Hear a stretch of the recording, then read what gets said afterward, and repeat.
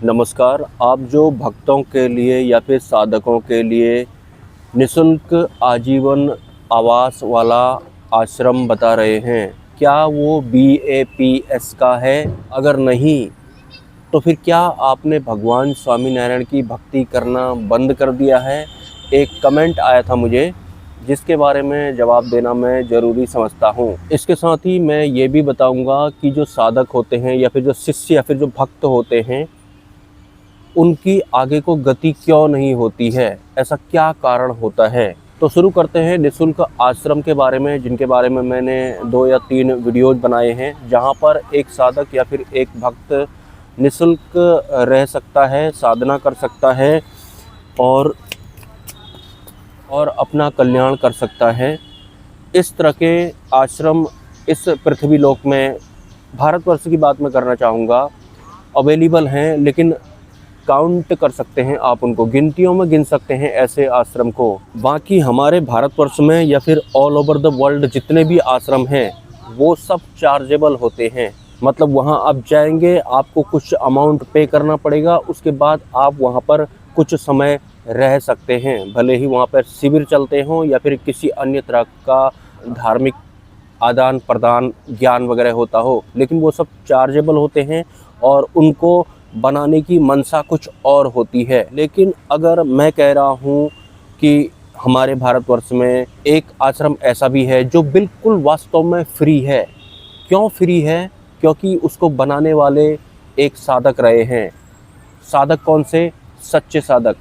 और अपने साधक होने के दौरान जिस तरह की दिक्कतों का सामना उन्होंने किया था, उनको रहने को होता था तो खाने को नहीं होता था, खाने को होता था तो रहने को नहीं होता था, और ऐसे ही कभी किसी मंदिर में अपना रात वो गुजारते थे, कभी बाहर सड़क पर, कभी जंगल पर, कभी नदी किनारे, ऐसे ही उनकी आध्यात्मिक यात्रा चली थी। एक सच्चे साधक होने के नाते उन्होंने निश्चय किया था कि आने वाले टाइम में अगर ऊपर वाले की कृपा मुझ पर रही तो मैं एक आश्रम ज़रूर सच्चे साधकों के लिए, भक्तों के लिए बनाऊंगा, जिनको कभी भी उन दिक्कतों का सामना ना करना पड़े जिस तरह की दिक्कतों का सामना मुझे करना पड़ा था। उन्होंने ये काम किया भी, और आज उन्होंने एक आश्रम की व्यवस्था की है जो कि बिल्कुल फ्री है। लेकिन वहाँ सिर्फ सच्चे साधक ही जा सकते हैं। वो पहले से ही जागृत पुरुष हैं, तो उनको पता लग जाता है कि ये यहाँ पर आत्म जागृति के लिए आया है या फिर टाइम पास के लिए आया है।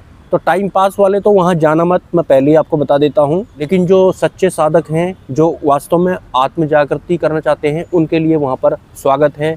वो आजीवन वहाँ पर रह सकते हैं, साधना कर सकते हैं। अगर एकांतवास चाहिए तो ज़मीन के अंदर भी वहाँ पर गुफा जैसी भी बनाई गई है, वहाँ पर भी बहुत सारे साधक साधना करते हैं। लेकिन आपको अपना ध्येय स्पष्ट होना चाहिए कि मुझे अपने आप से मिलना है, बस मेरा यही मकसद है, इस वजह से ही मैं यहाँ पर आया हूँ उस आश्रम में। इसके अलावा एक महानुभाव का कमेंट ये भी आया था कि माना कि वो आश्रम बिल्कुल फ्री है, लेकिन अगर हम अपनी तरफ से वहाँ पर कुछ देना चाहें तो देखिए, अपनी तरफ से अगर आप कुछ देना चाहते हैं तो आप दे सकते हैं, क्योंकि वो आश्रम अगर रन कर रहा है तो कुछ न कुछ तो वहाँ सपोर्ट मिलता ही होगा। अगर कोई अपनी तरफ से मदद करना ही चाहता है तो कर सकते हैं, लेकिन आश्रम बिल्कुल फ्री है, निःशुल्क है। 2 वक्त का खाना वहाँ पर मिलता है और रहने की अच्छी खासी व्यवस्था है। एक साधक को या साध्वी को जिस तरह की व्यवस्था चाहिए होती है, वो सब वहाँ पर अवेलेबल होता है। वो पता है कि मेरे इस चैनल पर जेन्युइन इन्फॉर्मेशन दी जाती है। मैं ये इन्फॉर्मेशन क्यों दे रहा हूँ, या फिर उस भक्त के कमेंट लेते हैं कि अगर वो BAPS का आश्रम नहीं है तो आप किसी अन्य आश्रम के बारे में क्यों बता रहे हैं, क्या आपने भगवान स्वामीनारायण की भक्ति छोड़ दी है। देखिए, एक इंसान होने के नाते, एक साधक होने के नाते, कम से कम मुझे इतना तो पता है कि जो भी भक्त या फिर साधक होते हैं, उन्हें बहुत तरह की दिक्कतों का सामना करना पड़ता है। किसी के घर का माहौल ऐसा नहीं होता है, किसी के पास तो घर ही नहीं होता है, किसी के आसपास में अराजक तत्व, राक्षसी तत्व घूम रहे होते हैं। तो जिन लोगों को इस तरह की दिक्कत होती है और वो सच्चे साधक होते हैं, उन लोगों के लिए ही मैंने इस आश्रम के बारे में वीडियो बनाया है। भले ही वो BAPS का हो या ना हो, लेकिन कोई साधक अगर ऐसे सेफ प्लेस में पहुंच जाता है तो फिर इसमें बुरा ही क्या है। हालांकि वो आश्रम BAPS का नहीं है, और मैं BAPS से जुड़ा हूँ, तो इसका मतलब ये नहीं है कि मैं सिर्फ BAPS के बारे में ही आपको बताऊँगा। अगर ऐसी सुविधा कहीं पर है और बहुत सारे साधकों का कल्याण हो सकता है। इवन वो सुरक्षित तो रह सकते हैं, वहाँ पर सुरक्षित रहकर साधना तो कर सकते हैं। तो फिर क्यों नहीं बताना चाहिए मुझे ऐसे आश्रम का नाम पता किसी को। टोटल मिलाकर के उसमें कई सारे साधकों और भक्तों का कल्याण होना है। तो इस वजह से ही मैं उस आश्रम के बारे में बता रहा हूँ, और उस आश्रम के बारे में जिसको भी जानना है वो मुझे व्हाट्सअप करेगा तो ही मैं बताऊँगा। बाकी जानकारी के लिए आप उस निःशुल्क आश्रम के बारे में जो 2 वीडियो मैंने पहले बनाए थे उन्हें आप चेक कर लेना। अब बात करते हैं कि साधकों की, भक्तों की आगे को गति क्यों नहीं होती है।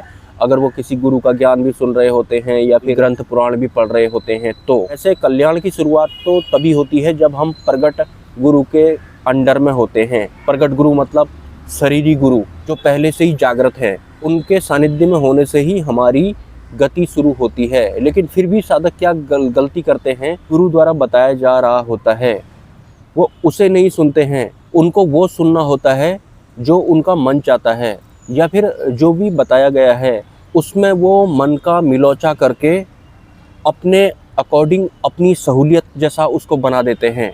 मतलब हर हाल में उनको अपने मन का जैसा चाहिए होता है।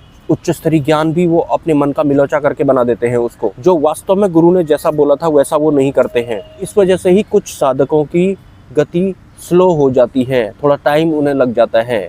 मन के जैसा आपको नहीं करना है, मन को समझना है हर हाल में।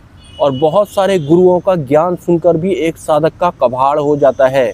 गुरु हमेशा उच्च स्तर के ही होने चाहिए, और अगर हमें मिल गए हैं तो फिर पुराने वाले गुरुओं को गुड बाय टाटा कहना ही हमारे लिए हितकर रहता है। गुड बाय टाटा का मतलब ऐसा नहीं है कि आपको उनको इंसल्ट की भावना से देखना है, आपको बस आगे को बढ़ जाना है। और अध्यात्म को आपको अपने मन माफिक नहीं बनाना है। भगवान आपके मन के जैसे बिल्कुल भी नहीं होने वाले हैं। सपोर्ट अगर आप करना चाहें तो कर सकते हैं मेरे UPI नंबर पर या फिर QR कोड पर। मिलते हैं किसी नेक्स्ट वीडियो में। नमस्कार, हैव अ नाइस डे, जय स्वामीनारायण।